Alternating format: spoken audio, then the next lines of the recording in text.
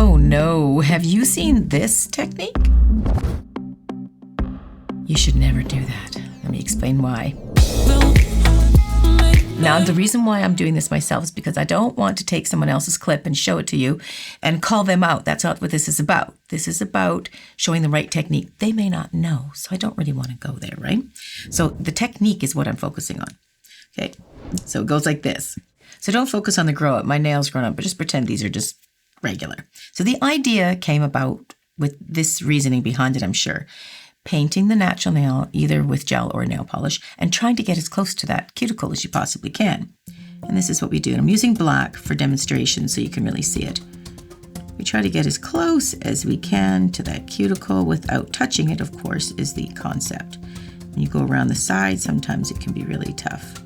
So let's say I'm going to go really close and I actually hit the cuticle like I did there. So then this concept came in, well, just get it on, get it in everywhere. Just plaster it on, and in doing so, just go ahead and hit the cuticle.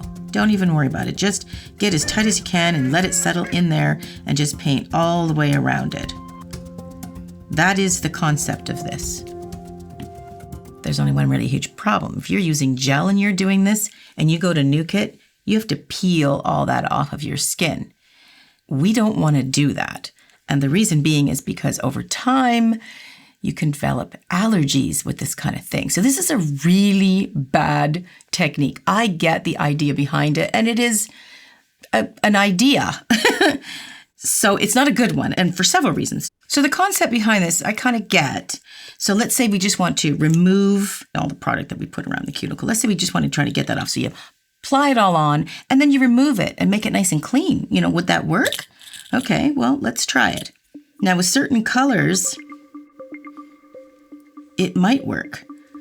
Now I picked black because black, any deep color like that, like a brick terracotta kind of deep brick, those can settle right into your skin. And if your skin is at all dry, your skin will catch onto that. And we do want that skin dry because we don't want any oils on there. So if we wipe it away, sometimes it can leave. So that's nice and clean there. Look at that. It looks really good, right? So let's keep going. Let's just clean this up for the purpose of this argument. Just want to get it as clean as possible. So there's a bit of cleanup. I'm just removing it with alcohol because this is a gel polish. It cleans up quite nicely with alcohol. You can't oversaturate because the alcohol, if it floods into this cuticle, it's going to cause a whole other problem and actually ruin the whole idea behind your technique. So that's not bad, right? That actually cleaned up pretty good. And it's nice and close, I'll give you that. Okay, now you could safely nuke it. But if you nuked it before and then tried to take it all off, you wouldn't be able to get it off. But the idea is, sure, we can clean it up and sure, we can do that technique. But the technique is a really, really bad idea because if you continue to do this over and over and over and over and over, you could develop contact dermatitis and then you can't wear any gel polish, any gel product at all. So we don't want to start doing techniques like that and oversaturating the skin with a product that is meant to go on the nail. That's what it's designed for. That's what it's tested for. That's what it's meant for. It's not meant to go on the skin. So I want to reiterate, there's nothing wrong with the product. It's that if we use them incorrectly, it can have adverse reactions. I mean, people eat strawberries and they become allergic. There's nothing wrong with strawberries. This is not going to work for some people's bodies. And gel can be the same. You can actually get a reaction the first time you use it if you're sensitive to whatever might be in that particular product. But if you use it over and over and over, you may develop a sensitivity to it and then it may turn into a reaction and have a full-on gel reaction. So I would never do this technique. And having said that, to show you, I've been doing gel nails, well, ever since it came out. So late 90s, early 2000, and I touch it all the time. We weren't as cautious back then. We touch it all the time. I've never developed an allergy, but it's not to say that you can't. So I just want to warn you, if you keep doing that bad technique over and over and over, it'd be a real bummer if you can't ever wear gel products ever again. This also applies for nail polish.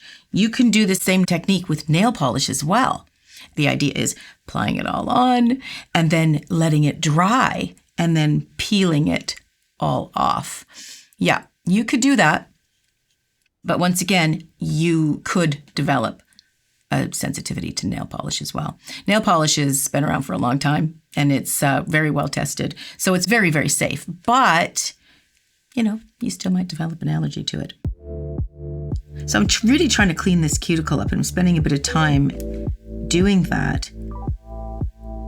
And I can still see a stain of the gel that's actually stained the cuticle area. Yes, that can clean up later, you know, after a while. If you nuke this and you go about your day and you wash your hands, and a couple of days later, that will go away because it doesn't really want to stick to the skin because it's got oils on it, right? So it is going to come off, but you've still been exposed to that for a couple of days. So we don't want to do that. So what really is the best answer to avoid the bad technique that might get you where you want, but not really a good way to go? Really just learn the skills to do it. There are lots of tools and techniques out there. In fact, I've got a great video about this exact topic. Watch it. It's very, very good. Thanks for joining me. I'll catch you guys in the next video.